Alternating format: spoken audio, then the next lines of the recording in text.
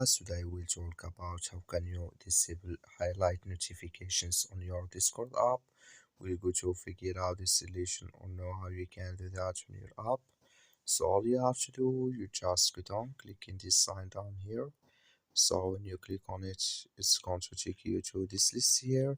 Then all you have to do now, you just go down. So you keep going down here and you click here on notifications.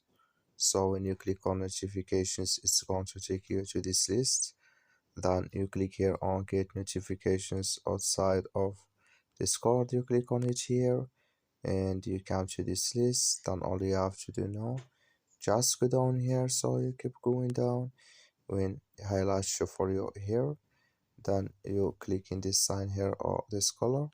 Now like you see color, it's gone. That's mean highlights notifications disable with us now. That's all you have to do. Thank you for watching. Don't forget to support us by liking and subscribe.